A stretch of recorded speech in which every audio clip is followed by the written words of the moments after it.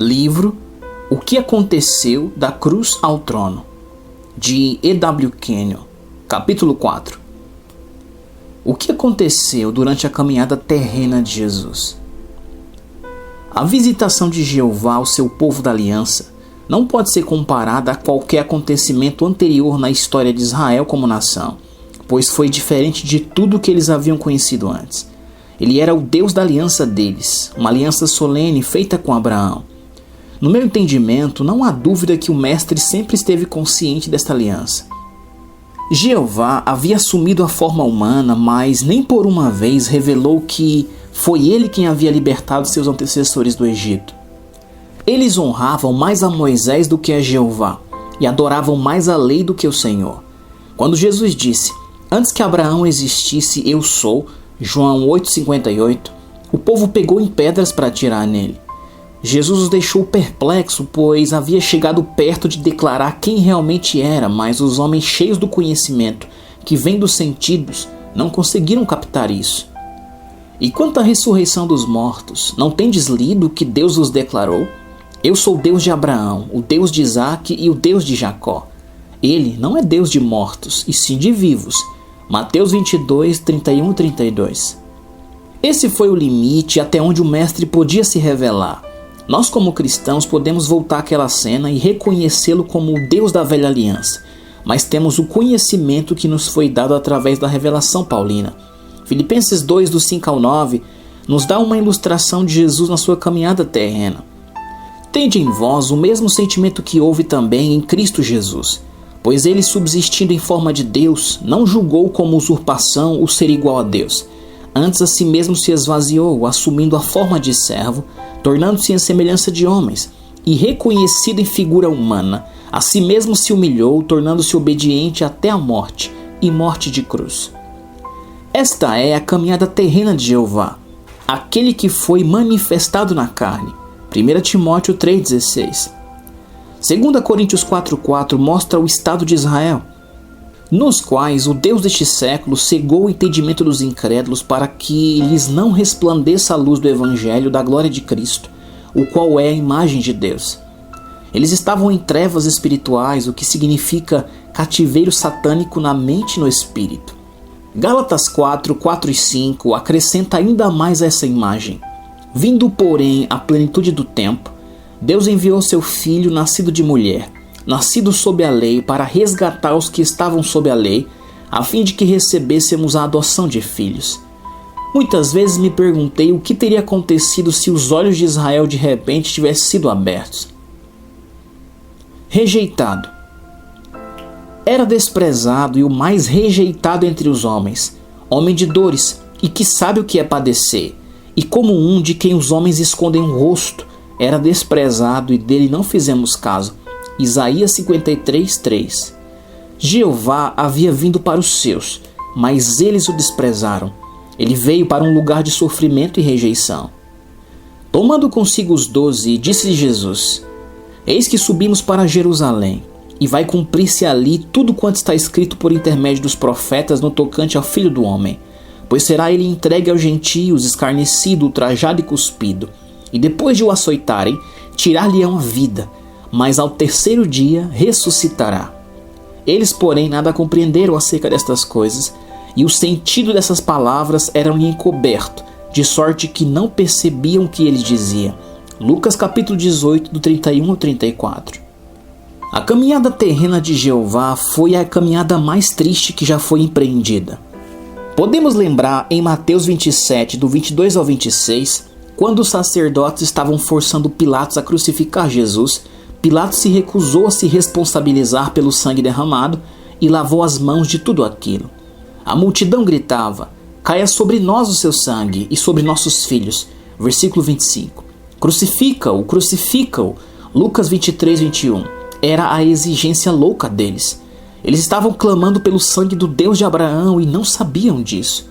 Este era o Deus eterno dos 3 tempos sendo julgado pelo povo da sua aliança de sangue, porque Jesus Cristo ontem e hoje é o mesmo e o será para sempre. Hebreus 13, 8. 1 Coríntios 2, 8 traz lágrimas aos olhos. Sabedoria essa que nenhum dos poderosos deste século conheceu, porque se a tivessem conhecido, jamais teriam crucificado o Senhor da Glória. Eles crucificaram o Senhor da Glória e não tiveram consciência da monstruosidade do que haviam feito. Paulo foi o primeiro a receber a revelação disso. Ele reconheceu Jesus como o Messias, o Deus da velha aliança. O Deus da velha aliança era esse Deus de amor. Quando ele foi manifestado na carne como Jesus, era realmente o amor em forma humana. Jesus tinha a habilidade do amor para abençoar e ajudar os homens. Ele sabia quem era, por que veio e o que isso lhe custaria. Jesus era o amor encarnado. Veio buscar e salvar o perdido. Lucas 19:10. Ele era o filho que Deus deu porque tanto amou aqueles homens iludidos e amaldiçoados pelo pecado. Vê João 3,16. Em Lucas 20, do 9 ao 19, Jesus conta a história do homem que plantou uma vinha, deixou-a com lavradores e foi para outro país por muito tempo. Então ele enviou um servo para visitar a vinha e receber os frutos dela. Mas ele foi espancado e mandado embora de mãos vazias. Isso ocorreu por 3 vezes, e então o homem decidiu enviar o próprio filho na esperança de que eles o reverenciassem. Mas os lavradores armaram uma trama para matá-lo, para que a herança pudesse ser deles. Deus enviou seu filho à vinha, e ele foi maltratado e crucificado. Ele foi pouco apreciado pelos seus, a quem Deus amava tanto. Por isso entendemos que foi o amor que levou Jesus a encarnar.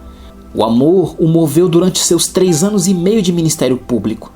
Não foram os pregos cruéis que traspassaram suas mãos e seus pés pelas mãos dos soldados romanos que o mantiveram preso à maldita cruz.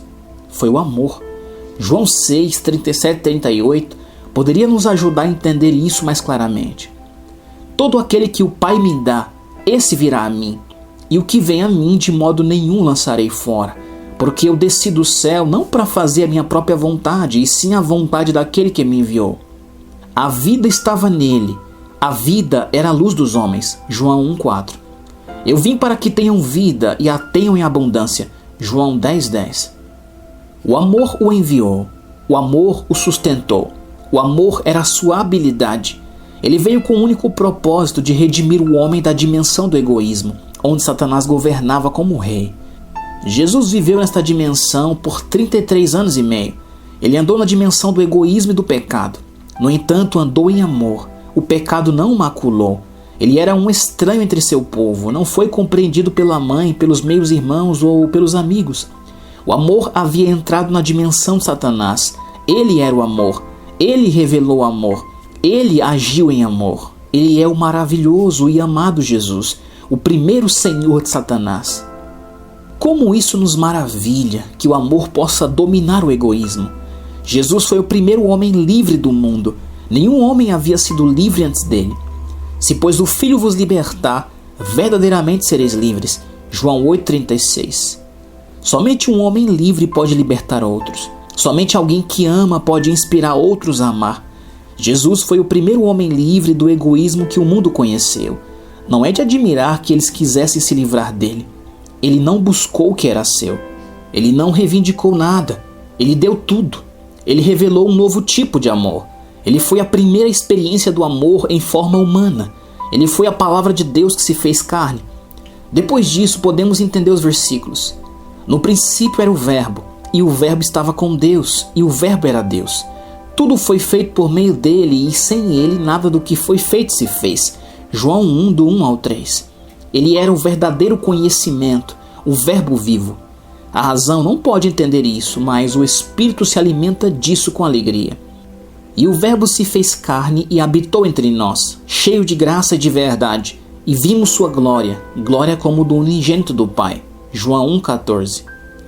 Na Bíblia, na versão de Moffat, Hebreus 4,12, fica assim: o Logos de Deus é algo vivo, ativo e mais cortante do que qualquer espada de 2 gumes, penetrando até a divisão entre alma e espírito, juntas e medulas, examinando os próprios pensamentos e conceitos do coração. E nenhuma coisa criada está oculta a ele. Todas as coisas estão abertas e expostas diante dos olhos daquele a quem havemos de prestar contas. Ele está se referindo à Bíblia como a conhecemos, e é este Logos vivo de Deus a quem teremos de prestar contas. A palavra assume personalidade, examina meus pensamentos e conhece as ideias e os objetivos mais íntimos do meu coração. A palavra se torna viva em lábios de fé e coração de amor. Os atos de Jesus foram motivados pelo amor. Ele não tentou provar sua divindade realizando milagres. Era o amor que o movia, pois ele queria aliviar o sofrimento, a agonia, a dor e o luto das pessoas.